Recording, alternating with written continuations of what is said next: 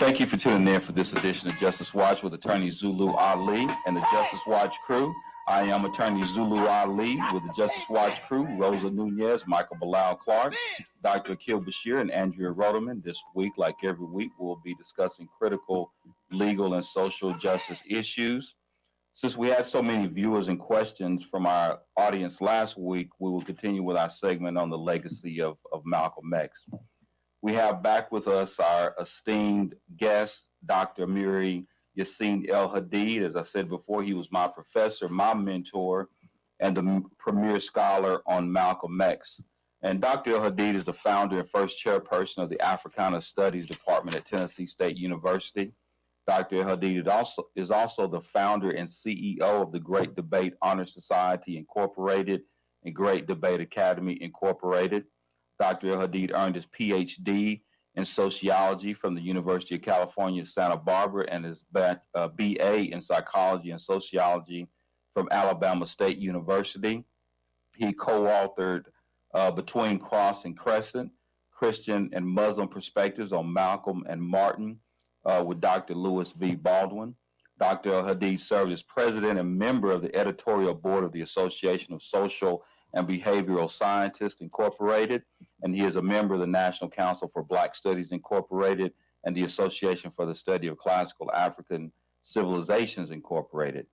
Dr. El-Hadid is the principal organizer of the annual Africana Muslim conferences during African American History Month in Nashville, Tennessee. So I wanted to thank you again for joining us, Dr. El-Hadid. Is he on? Can you hear me, Doc?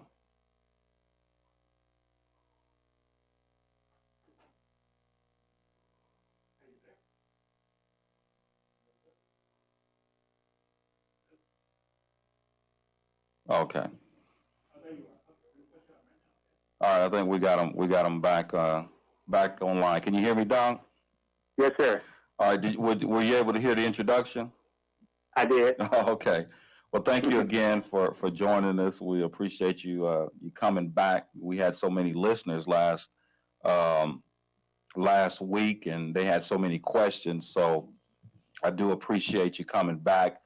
And I know that we were going to focus on the Q&A that we had from last week. However, I wanted to know if you wanted to do a intro to cap off last week's discussion and then just kind of segue into the Q&A. Inshallah. Inshallah. Okay. You want me to start? Yeah, if you could. Oh, okay. Yes. What I want to do is a brief summary of the main talking points that I had last time. And I think it's very important for the members, the viewing, listening audience to realize that most of the scholarship and the documentaries on Malcolm X or El-Hajj Malik al-Shabazz tend to focus on his statements from a perspective of Black nationalism or Pan-Africanism, and some people even suggest that he was trending toward socialism. But I take exception to that body of analysis. My position is that, for example, if you were talking about Dr. Martin Luther King, no one would try to downplay or dilute the fact that he was a Baptist minister, that he was a Christian. Right. So when it comes to El-Hajj Malik al-Shabazz, for whatever reason, the scholars and the activists tend to downplay the fact that he was Muslim. So I think it's important to understand that if you take away Islam from the study of El-Hajj Malik al-Shabazz or Malcolm X, what you will have left is Detroit Red. Right. And somebody who was, roaming around the streets of Boston and New York. Mm-hmm. It was Islam that gave him, that reset his moral compass, the same moral compass that his parents had established for him because they were members of the Garvey movement. Right. So I think it's very important to give him his spirituality and to give him his moral compass and his spiritual center. Now, in terms of some interesting facts here, when he left the Nation of Islam in 1964, he then shifted toward mainstream Islam. Now, he had been trending in that direction as early as 1959 when he went to Cairo and Jeddah to establish the protocol and itinerary for Honorable Elijah Muhammad to make the Umrah, which is a lesser Hajj outside of the Hajj season. However, he did not actually go into Mecca or Medina because he did not want to be the first from the Nation of Islam to have that experience. He wanted to give that to his leader and teacher, the Honorable Elijah Muhammad. Mm-hmm. Honorable Elijah Muhammad took with him his youngest son, Akbar Muhammad, who was studying at Azhar University. He took Jabir, Herbert Muhammad, with him as well. Jabir, you might know him because he served as the financial advisor for Muhammad Ali, and he also took a security person. Those are the main people that traveled with him on that particular trip.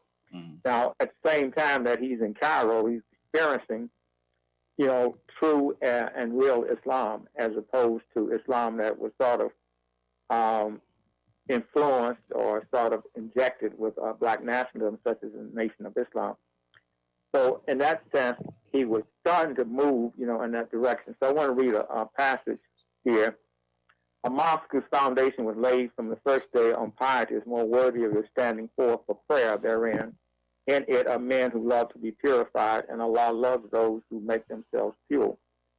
Now, I also would like to share with the audience a very interesting statistic. On March 12, 1964, Malcolm X declared his independence from the Nation of Islam and announced the creation of the Muslim Mosque Incorporated at a press conference at the Park Sheraton Hotel in New York. Roughly 14 days later, 2 weeks later, March 26, 1964, he meets Martin Luther King Jr. face-to-face for the first time. The meeting was brief. They all exchanged greetings and posed for a picture.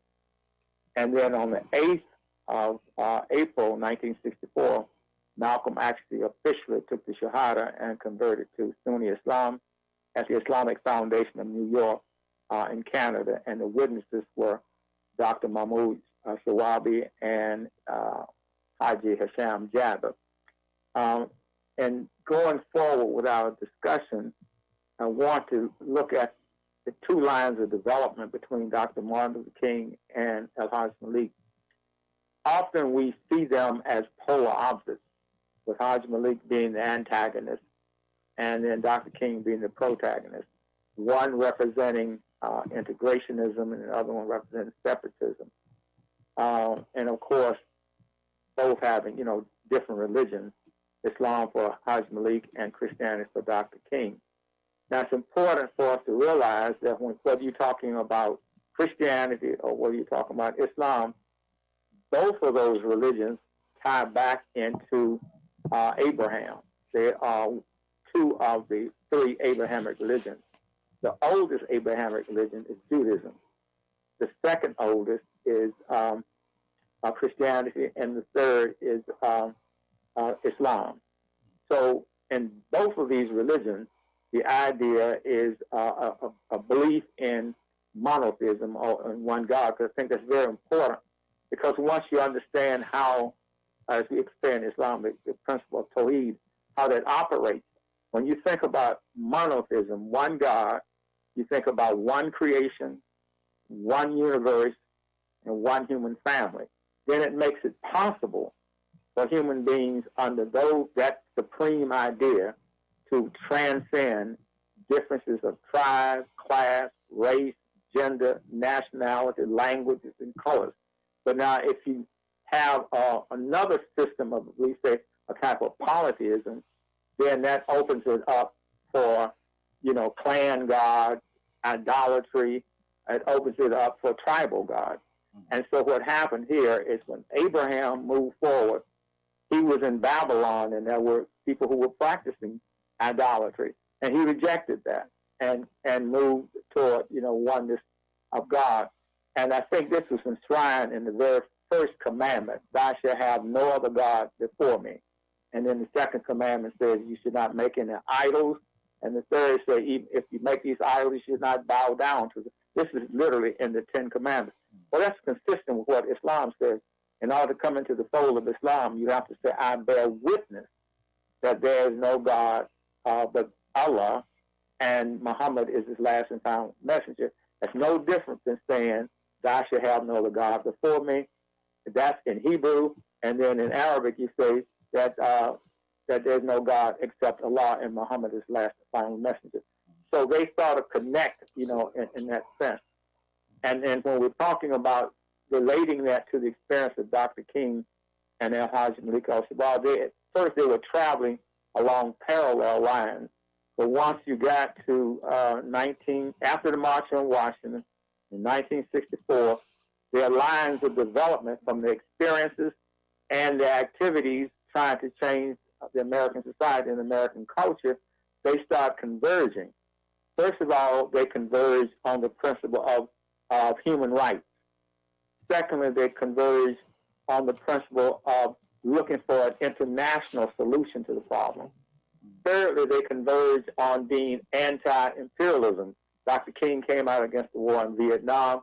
Haji Malik was already against that because, as I pointed out earlier, the Nation of Islam was a movement that was based on being members being conscientious objectives. So they were against serving in the military. They were also against the draft. For a radio show but have no idea where to start? Or have you been hosting a podcast for a while and want to take it to the next level? If so, you need the Gab Radio Network. To host a show on the Gab Radio Network, all you need is your voice, and we'll handle the rest. From technical engineering to full-service audio production and much more. Every show on the Gab Radio Network can be heard on our station on the TuneIn Radio app. Plus, we put all of our shows on our satellite, which is accessed by over 5,500 stations. And here's the best part. You can host from anywhere you want. There are many means to connect to the Gab Radio Network remotely, and our staff of highly trained engineers and producers will make you sound like you're right here in studio. So, if you want to be on the Gab Radio Network, the same network that hosts the Small Business Advocate,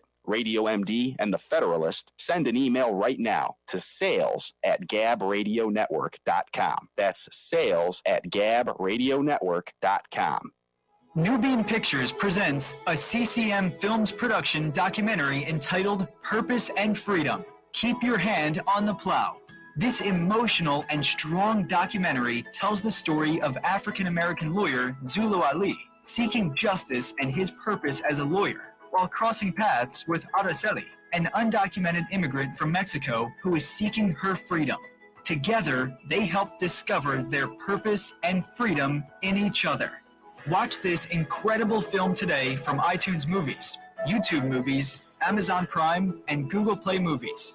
Learn about the cast and crew, links to purchase, and more at purposeandfreedommovie.com. Purpose and Freedom. Keep your hand on the plow. Available now. Rated G. I did not feel safe. That's why I decided to come to California, because I didn't feel safe in Mexico. It's kind of like the system, and if you go outside the system, then it becomes a struggle. Are you an immigrant seeking defense representation and are looking to protect your rights? Or maybe someone who is experiencing an injustice or discrimination and need a lawyer you can trust? Well, that's exactly why you need the help of award-winning trial lawyer Zulu Ali. The law offices of Zulu Ali provides immigration defense representation for those seeking justice and looking to protect their rights. If you or a loved one needs professional legal advice and representation, then contact Zulu Ali. Zulu Ali's firm focuses on criminal law, family law, civil and personal injury, and international law. Zulu Ali is a former police officer and U.S. Marine, so you know you're in good hands. Serving all of California and immigration cases nationwide, representing victims and suspects at the International Criminal Court at The Hague. Call Zulu Ali today at 888-682-3049 or visit ZuluAliLaw.com.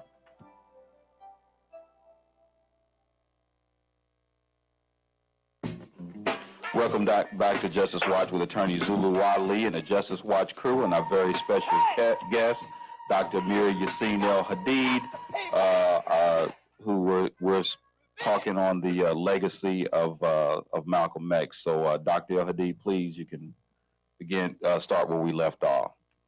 Yes, sir. If there are any questions, if anybody was listening last Sunday, or if we can start some questions now, because I want to give the audience a chance to ask them the question they might have about Elijah Malik al-Shabaab. Okay. Rosa, do you have? Yeah, so I wanted to ask, we actually have a lot of viewers tuning in and asking questions. Your thing is off. We have a lot of, sorry about that. We have a lot of viewers tuning in and asking a lot of questions and giving such good commentary. And one of the questions that came up was asking which movement you consider to have the greatest impact on today's reality as it pertains to Black nationalism or Pan-Africanism. Well, I think the movement that obviously has the greatest impact today is the Black Lives Matter movement. Whether you know it or not, I understand that the Black Lives Matter movement was nominated for a Nobel Peace Prize. And I think rightly so, because I can remember, say, 4 years ago when they were talking about Black Lives Matter, you know, people started trivializing and saying, well, you know, all lives matter. You know, politicians were doing that and other people were doing that. But now it's very clear, you know, especially after the assassination of George Floyd. And I understand that the trial will be coming up soon, and they're putting a grand jury together. So I think that the Black Lives Matter movement has probably the most significant. It's significant in a number of ways. I see it as quite similar to the Black Power movement in the 1960s. But the difference is the movement is not led by a single charismatic leader. There's collective leadership. Mm-hmm. And I think there's a lot of wisdom in that because, you know, it's too easy to disrupt a movement when you have a charismatic leader. That person can be taken out like Ozzie Malik and Dr. King were, or they could be discredited or whatever the case might be. So it's better to have a collective mind than a single charismatic leader. Wow. Thank you so much. I also wanted to ask, there was questions, you know, to compare that wanted to ask, like, how you compare Malcolm's approach to the racial problem with that of Martin Luther King Jr.'s approach, and also to discuss the influence of Elijah Muhammad upon Malcolm, and why did the Nation of Islam itself appeal to Malcolm? Okay. The first question is compare and contrast Dr. King and Ella Sabaros. I think they had the same strategy, which was complete freedom and justice and equality for African Americans. But they differed in terms of their tactics. Mm-hmm. Dr. King used the methodology of Gandhi. In terms of how his approach, he said, Jesus Christ provided the spirit and Gandhi the method. El Sabaz, on the other hand, used the tactics of self-determination, economic self-reliance, and if needs be, self-defense. Mm-hmm. But they did not differ in terms of their aspirations for freedom, justice, and equality. They were on the same page with that, but they just differ from a tactical standpoint. And I believe that Malcolm X, when he was inside the Nation of Islam for 12 years, he overplayed his hand by excessively attacking Dr. King in terms of his tactics, you know. And I think when he left the Nation of Islam and became more of a humanitarian by embracing Sunni Islam, then he started to understand more clearly where Dr. King was coming. Not that he was becoming an integrationist, because he always believed in economic self-determination, but you have to realize the movement on that side was more about a revolution inside of the African-American community. They were trying to change our belief system, the way we were thinking, and making us, empower us by becoming more economic self-determining. Dr. King, on the other hand, was trying to combat the unjust laws in the South, the laws of Jim Crow and the laws of, you know, segregation.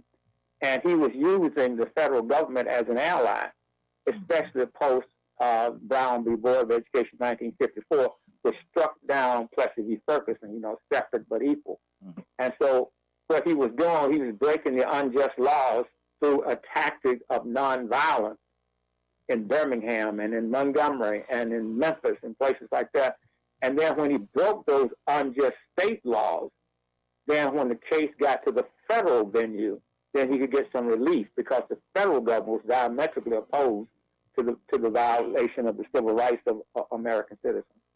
Now, in terms of the Nation of Islam, now I know a lot of times when you listen to Malcolm's speeches inside the Nation of Islam, he was always saying the Honorable Elijah Muhammad teaches us, or he might stand that Honorable Elijah Muhammad found me in the muck and mire, and had it not been for him, you know, he would not have been the man that he was. Now, I think that was a little exaggerated because, in other words, when you look at El-Hajj and Malik El-Sabarz's family, they were members of the Garvey movement. Malcolm's father was to Marcus Garvey what Malcolm was to Elijah Muhammad. Marcus Garvey mobilized 6 million people of African descent all over the world. Elijah Muhammad did not do that. After his father was assassinated when he was 6 years old and his mother was committed to an insane asylum, then he just lost his way. You know, he just started going into the street at age 14. And when he got into Boston, he just got caught up in, you know, in jazz and nightclubs, and he was a wayward youth. He just lost his way. But when he went in prison and had a chance to think about what his parents had instilled in him, and he was also getting the teachings when he went to Boston with his sister Ella, who was also a member of that movement. So I think it was the Garvey movement that really shaped and molded him, and the Nation of Islam provided a way by which he could continue the work of his father. But in other words, there were only 2 real choices as far as he was concerned, either the NAACP or the Nation of Islam. The Nation of Islam was more consistent with his Garveyite background, okay? And then Garvey movement was a political movement. It was not a religious movement. It was a political and cultural movement. Elijah Muhammad's movement was more religious and cultural. So that provided him with that spiritual situation so he could work through his, you know, his issues in terms of being out the street. But I think you got to give his parents most of the, at least 75% of the credit for what he became, not Elijah Muhammad. That's my position. Oh. In other words, I think that they made each other. Elijah Muhammad needed Malcolm, and Malcolm needed Elijah Muhammad. Elijah Muhammad was a wise sage. Malcolm was an organizer. Malcolm was a scholar. Elijah Muhammad was a builder. So they needed each other. So when Malcolm went to the Nation of Islam in 1952, they hardly had, you know, 600 people. But then for those 12 years we were in, they went from that number probably about 500,000. Wow. He was the one that created that exponential growth inside of the Nation of Islam, you know? Wow. So I think you don't want, I mean, you know, it was the party, it was everybody said, all the ministers said that and so forth. It was just a way of attracting people to Elijah Muhammad so he could be the Moses to lead our people out of Egypt, you know? It was just a part of the rhetoric. But the essence was, Elijah, as a matter of fact, Malcolm X was the one that started the Muhammad Speaks newspaper. You know, after he became more popular, then they stopped putting him in articles about him in the paper. Wow. You know, in other words, Malcolm had outgrown the Nation of Islam. He eclipsed the Nation of Islam. Wow. Wow. That's interesting. Yeah. Yeah. So we got another, you still got one from, because I know we're getting closer to break. Yeah, so. we are getting close. We do have more questions coming up. I'm not sure if we want to wait, maybe perhaps after the commercial, but yeah, we have a lot. Okay.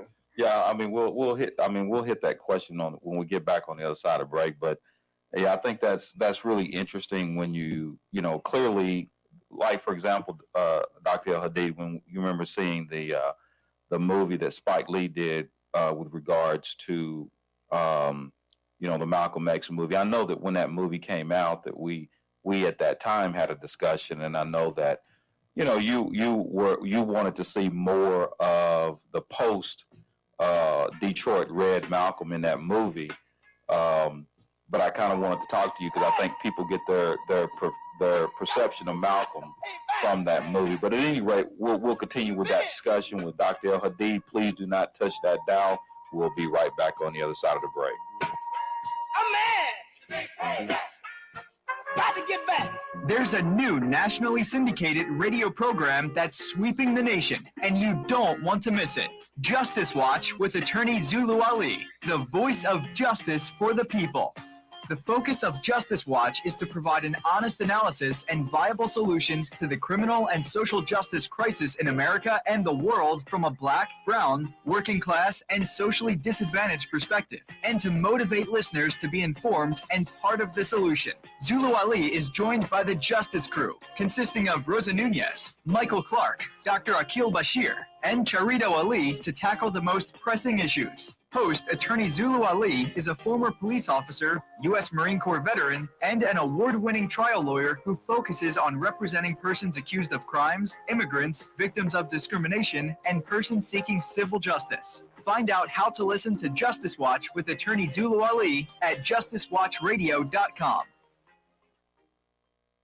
Nubian Pictures presents a CCM Films production documentary entitled Purpose and Freedom. Keep your hand on the plow. This emotional and strong documentary tells the story of African-American lawyer Zulu Ali seeking justice and his purpose as a lawyer while crossing paths with Araceli, an undocumented immigrant from Mexico who is seeking her freedom. Together, they help discover their purpose and freedom in each other. Watch this incredible film today from iTunes Movies, YouTube Movies, Amazon Prime, and Google Play Movies. Learn about the cast and crew, links to purchase, and more at purposeandfreedommovie.com. Purpose and Freedom. Keep your hand on the plow. Available now. Rated G. I did not feel safe. That's why I decided to come to California, because I didn't feel safe in Mexico. It's kind of like the system, and if you go outside the system, then it becomes a struggle. Are you an immigrant seeking defense representation and are looking to protect your rights? Or maybe someone who is experiencing an injustice or discrimination and need a lawyer you can trust? Well, that's exactly why you need the help of award-winning trial lawyer Zulu Ali. The law offices of Zulu Ali provides immigration defense representation for those seeking justice and looking to protect their rights. If you or a loved one needs professional legal advice and representation, then contact Zulu Ali. Zulu Ali's firm focuses on criminal law, family law, civil and personal injury, and international law. Zulu Ali is a former police officer and U.S. Marine, so you know you're in good hands. Serving all of California and immigration cases nationwide, representing victims and suspects at the International Criminal Court at The Hague. Call Zulu Ali today at 888-682-3049 or visit ZuluAliLaw.com. Yeah. Welcome back to Justice Watch with Attorney Zulu Ali and the Justice Watch crew, where we're continuing with our discussion on the legacy of Malcolm X with our esteemed guest, Dr. El Hadid. And I guess one quick question, because I don't want to let the question be longer than the answer, but at any rate, when we talk about the movie on Malcolm, do you think that's sometimes where people get their perception about Malcolm, and you know, and is it somewhat of a misperception as far as the way that the movie went down? Well, a lot of people get their information from movies, and certainly the movie Malcolm X is no exception to that. But in my viewing of the movie, I think it was something that was very beneficial. It was, accurate. The family, Dr. Betty Shabazz, and the family was pleased with it. They were involved in putting things together. Right. And I like the fact that some of the Pan-Africanists say he didn't spend enough time talking about his travels in Africa, that it became a redemption movie, a redemption story. Here again, saying, well, you should downplay Islam, because people don't realize you made the Hajj like I made the Hajj. Making the Hajj is a once-in-a-lifetime experience. It's a transformative experience. It's intended to be that way. It is a rite of passage. And it's also an international conference. Right. Because when you go to Hajj, everybody's dressed the same way. It's a classless ritual that you're going through. And you meet all types of people. I mean, I've met people from the highest level of society to the lowest level of society. I met, high officials in Pakistan, high officials in Saudi. So Malcolm was able to make a lot of significant contacts while he was there on the Hajj. Hajj is more than just going through the rituals. You're also making, networking and working your net after you leave the Hajj, Right. And the people that you meet at the Hajj, sometimes you become friends with them for life. I remember you were sharing with me, you met a brother from Senegal, right. And then later on you went to Senegal to visit that brother. Yeah. I met a brother from Libya, and later on I went to Libya to visit that brother. You know what I mean? And some other people. Yeah. I met like jazz musicians from New York, like when I was there, and So it's a beautiful experience, and it's a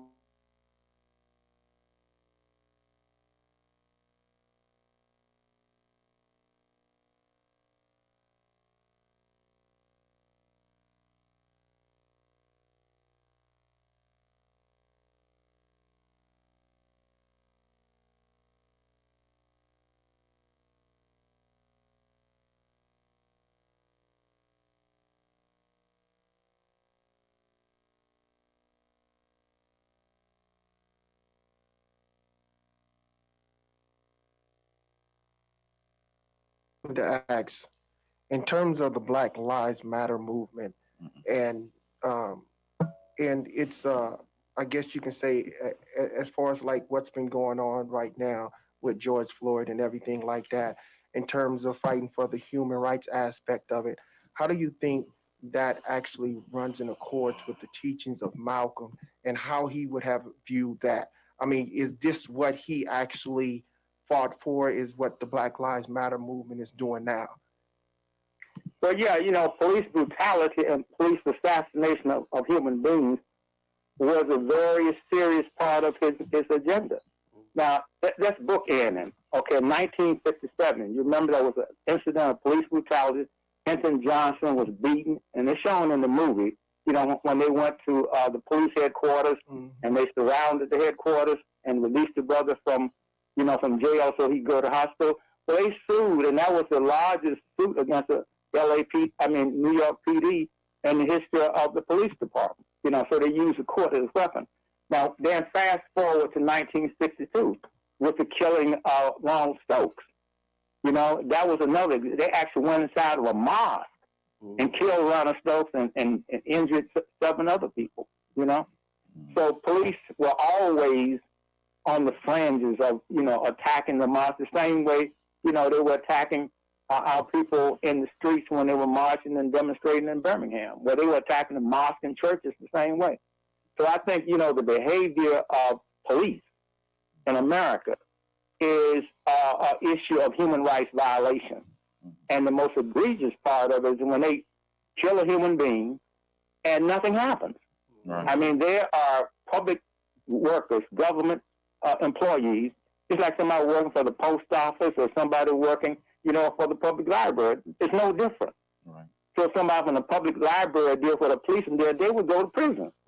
But a policeman can do it and don't go to prison. Now, what's up with that? Right. Are they at war with the American people, specifically with black people and African Americans? Right.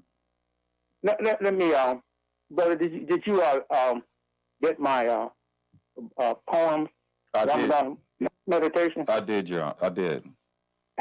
This Christ, you called me Your Honor. Yeah, you caught that.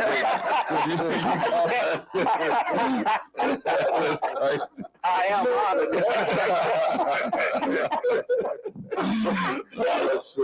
Take my courtroom, right? Yeah. Okay, check this out. Now, here's a poem that I wrote in relationship to that. Okay. It's called The History of Walls. We're all tied together in a single garment of destiny in an inescapable network of mutuality, said Dr. Martin Luther King Jr. The Great Wall of China, built to keep the barbarians out. The Great Wall of Zimbabwe, built to protect African civilization. Berlin Wall, built to advance communism in the East and contain democracy in the West. Ich ein Berliner, declared President Kennedy. Mr. Gorbachev, tear down that wall, demanded President Reagan. Up against the wall, Negro, I'll blow your stupid brains out, commanded the racist police. Hands up, don't shoot, pleaded Black Lives Matter. The disinherited stand with their backs against the wall, contemplated Dr. Howard Thurman. The absurd existential wall renders life meaningless, pondered Albert Camus. Up against the wall, we are coming to get what's ours, proclaimed Bobby Seals. When we build walls, are we trying to keep people in or keep them out? Think about it. Build a sane democratic immigration policy and stop the madness. Let America become the land of the free and the home of the brave. Power to the people. Wow. Wow. I hope that answers the question, brother. Indeed. You have a question? Now, I wrote that while I was fasting during Ramadan. Oh, you did? Wow. Yes, sir. All the poems in that book are while I was fasting. Wow. That poem was written on which day of fasting was that. That was the 11th day of fasting. That's Wow. right. Wow. Yeah, I like I always write a lot during Ramadan because y'all can, have that spiritual and cosmic connection. Yeah. It reminds me a little bit of our brother, Dr. Khalid Al-Mansour. Oh, yeah. Yeah, That's where I got it from. Oh, really? Yeah. Yes, sir. Yes, sir. Yeah, Yes, sir. He talked about it, and I thought about it. I said, well, yeah, that is the best time to write Right. because, you get the body out of the way, and then the mind and the soul can operate. Right. Mhm. That's so See, true. we're mind, body, and soul, right? Get the Right. body out of the way, then the mind and the soul can operate. Wow. Yeah. Wow. Do we have another one? Yeah, we definitely do have more questions. And everything that you've explained is definitely something that's truly eye-opening and inspiring to all of our viewers. And they're asking, how possible is it that we will have another Malcolm X, perhaps? Well, we'll never have another Malcolm, Yeah. Mhm. That's right. but it does not mean we don't want to have outstanding leaders. We're going to have those because, see, you asked a very question, a good question, sister. You said, ask the question, was Malcolm ahead of his time? Mhm. And I thought about that question, and I think what was happening and relating to that question is that he was on time and in time. Mm. The people were behind the time. Yeah. Because, in other words, because of his practice, he had a theory. See, Malcolm was a man of action. He was not an armchair philosopher. That's If he right. had an idea, he would test that idea in action. Mhm. And he was a highly disciplined person, all the way down to his diet. Right. In other words, he only ate one meal a day. Right. One meal a day.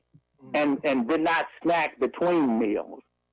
He drank a lot of coffee and drank a lot of water. So he was always on a natural high. He was moving. You know what I'm saying? Right. And then when he wasn't married, he was celibate. He was celibate for 12, he was celibate inside the penitentiary. He married, he went to Nation Islam in 1952. He married Betty in 1958. So I would estimate that he was celibate for 10 years. Can you imagine a 20-some-year-old African-American man being celibate for 10 years? That's insane. Yes, sir. It doesn't square with the culture. You know what I mean? Right. Wow. Masculine rights of passage. You know what I'm saying? Yeah. I mean, once you reach puberty, it's on and popping. You know what I mean? Yeah. Right. And he was able to dial all that back. Now, of course, he'd been in the street as a hustler. He had been a pimp. Mm. So he knew what that was all about. It was, buying and selling and hustling. So he wasn't impressed with that. And he was very attractive, very magnetic. When he went into a room, he just took over the room. Right. Yes, sir. I mean, women were just swooning over him. You know what I mean? Yeah. I mean, this is long before Denzel Washington. You know what I mean?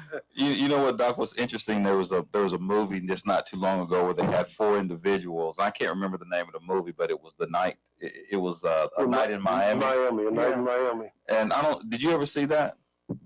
I did. Yeah, I didn't. There's a new nationally syndicated radio program that's sweeping the nation, and you don't want to miss it. Justice Watch with attorney Zulu Ali, the voice of justice for the people. The focus of Justice Watch is to provide an honest analysis and viable solutions to the criminal and social justice crisis in America and the world from a Black, brown, working class, and socially disadvantaged perspective, and to motivate listeners to be informed and part of the solution. Zulu Ali is joined by the Justice Crew, consisting of Rosa Nunez, Michael Clark, Dr. Akil Bashir, and Charito Ali to tackle the most pressing issues. Host attorney Zulu Ali is a former police officer, U.S. Marine Corps veteran, and an award-winning trial lawyer who focuses on representing persons accused of crimes, immigrants, victims of discrimination, and persons seeking civil justice. Find out how to listen to Justice Watch with attorney Zulu Ali at justicewatchradio.com. Nubian Pictures presents a CCM Films production documentary entitled Purpose and Freedom. Keep your hand on the plow. This emotional and strong documentary tells the story of African-American lawyer Zulu Ali seeking justice and his purpose as a lawyer while crossing paths with Araceli, an undocumented immigrant from Mexico who is seeking her freedom. Together, they help discover their purpose and freedom in each other. Watch this incredible film today from iTunes Movies, YouTube Movies, Amazon Prime, and Google Play Movies.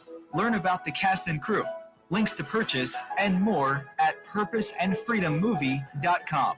Purpose and Freedom. Keep your hand on the plow. Available now. Rated G. I did not feel safe. That's why I decided to come to California, because I didn't feel safe in Mexico. It's kind of like the system, and if you go outside the system, then it becomes a struggle. Are you an immigrant seeking defense representation and are looking to protect your rights? Or maybe someone who is experiencing an injustice or discrimination and need a lawyer you can trust? Well, that's exactly why you need the help of award-winning trial lawyer Zulu Ali. The law offices of Zulu Ali provides immigration defense representation for those seeking justice and looking to protect their rights. If you or a loved one needs professional legal advice and representation, then contact Zulu Ali. Zulu Ali's firm focuses on criminal law, family law, civil and personal injury, and international law. Zulu Ali is a former police officer and U.S. Marine, so you know you're in good hands, serving all of California and immigration cases nationwide, representing victims and suspects at the International Criminal Court at The Hague. Call Zulu Ali today at 888-682-3049 or visit ZuluAliLaw.com.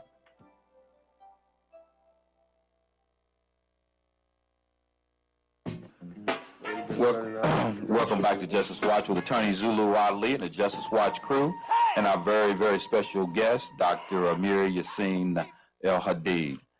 I'd like to hear your comments on what you thought about that movie. I think it was a movie. Right. Made in Hollywood. You know what I mean? Now, Well said. if you really want to go there in terms of historical period, check out the documentary called Made in Miami. This is not a movie. This is a documentary about Muhammad Ali and his relationship with Malcolm and that fight with Sonny Liston. Mm-hmm. That's the real deal. It's called Made in Miami. Okay, not A Night in Miami. Made in Miami. Right. That's more authentic than this Hollywood version. Right. Now, then I would say this too.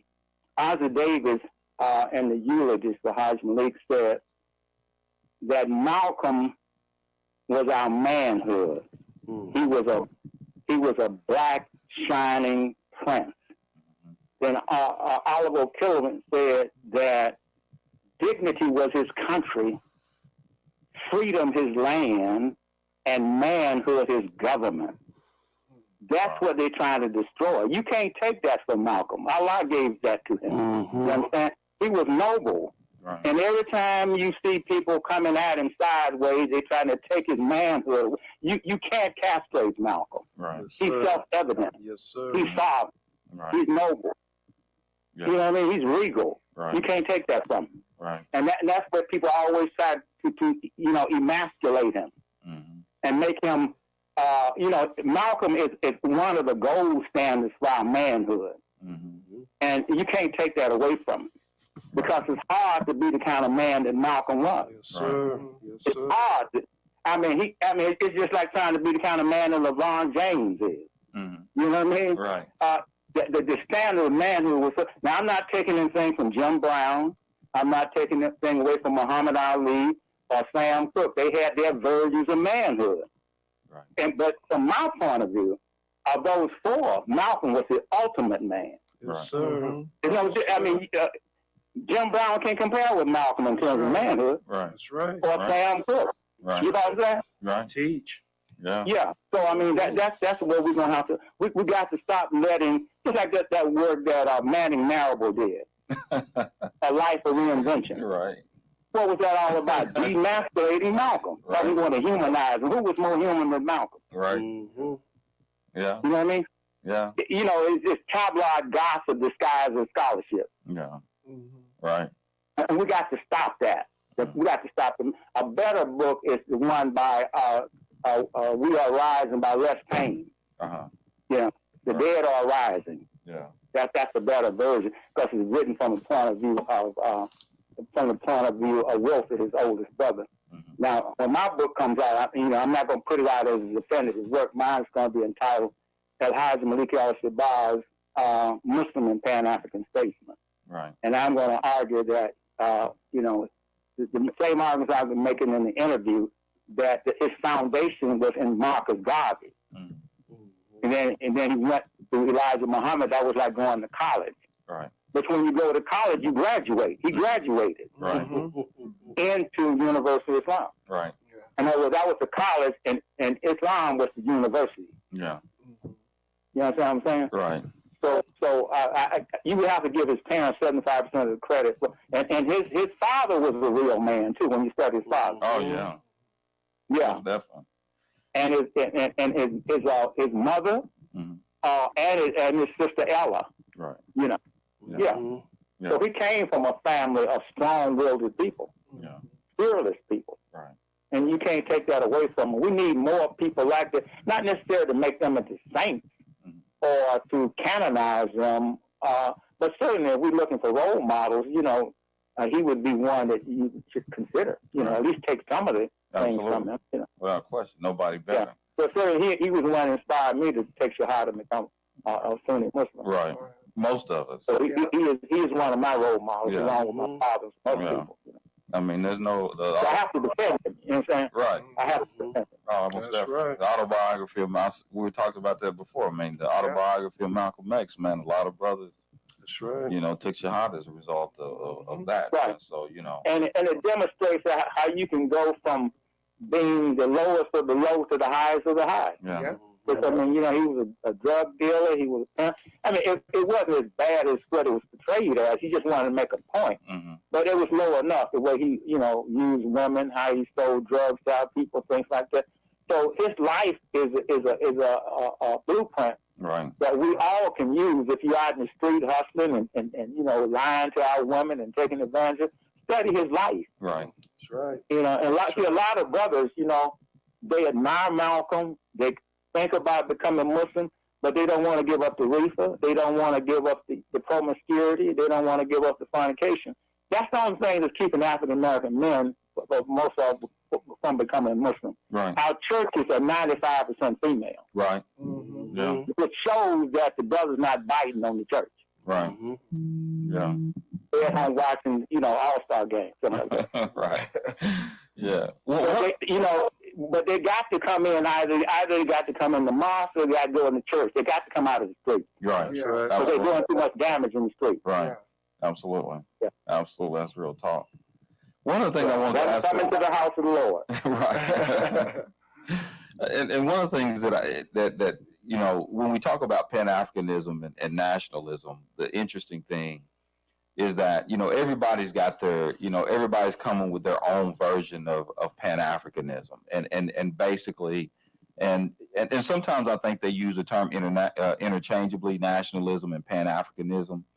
But I think that what's also interesting is how, when you think about the international aspect of Malcolm and the OAAU, and what I see, when you think about, like, for example, the Bandung Conference, where, you had the African nations and the Asian nations trying to figure out ways to, try to deal with the colonization issue crisis, I guess I should say. So, I mean, when it comes to this whole issue of Pan-Africanism, how do you, and I don't know what the right question is because I don't want to offend anybody, but I think that Malcolm's brand of Pan-Africanism is different than often what we hear from some of from other Pan-Africanists, even some of our Pan-African scholars. Do you agree with that? I would say this. If we resist the temptation to make Pan-Africanism into an ideology, I think we'd be in pretty good shape. Just think about Pan-Africanism, and when you read that letter that he wrote from Ghana, which he called the fountainhead of Pan-Africanism, he saw Pan-Africanism as a framework for unity, which means you could be a Christian, be a Pan-Africanist, you could be a Muslim, a socialist, you know, whatever you want to be in terms of your ideology or your theology. Because as Marcus Garvey said in the motto to the UNIA, Universal Negro Improvement Association, one God, one aim, and one destiny. So where we are in 2021, we're talking about the vision of a United States of Africa. There are 5 regions on the African continent: North Africa, South Africa, West Africa, Central Africa, and East Africa. The diaspora, wherever it might be, in Asia, Africa, South America, North America, is the 6th region. Right. So we are a part of the total unification of the African continent. And that's the destiny that Garvey was speaking about. That day will come. Wow. Once Africa is totally unified and those 52 countries become states, like the United States, then we'll be as strong as China. Oh, wow. And I cannot believe we run out of time, Doc. Man, you bring it like always, man. You bring it. You always teaching it, brother. I do appreciate it. You coming in and lacing us with all that knowledge. And hopefully we can get you back soon, because we just got too many. You should see all these folks that are chiming in on you. Yeah. But I'm so impressed with the All-Star game going and Oprah Winfrey interviewing Meghan Markle. They got to be true believers. With all that's going on. Right. See you guys next week, same time, same place, same channel. Until that time, stay. There's a new nationally syndicated radio program that's sweeping the nation, and you don't want to miss it. Justice Watch with attorney Zulu Ali, the voice of justice for the people. The focus of Justice Watch is to provide an honest analysis and viable solutions to the criminal and social justice crisis in America and the world from a black, brown, working class, and socially disadvantaged perspective, and to motivate listeners to be informed and part of the solution. Zulu Ali is joined by the Justice Crew, consisting of Rosa Nunez, Michael Clark, Dr. Akil Bashir, and Charito Ali to tackle the most pressing issues. Host attorney Zulu Ali is a former police officer, U.S. Marine Corps veteran, and an award-winning trial lawyer who focuses on representing persons accused of crimes, immigrants, victims of discrimination, and persons seeking civil justice. Find out how to listen to Justice Watch with attorney Zulu Ali at justicewatchradio.com. You're on board KCAA's Inland Talk Express. KCAA, Loma Linda, 1050 AM, the station that leaves no listener behind.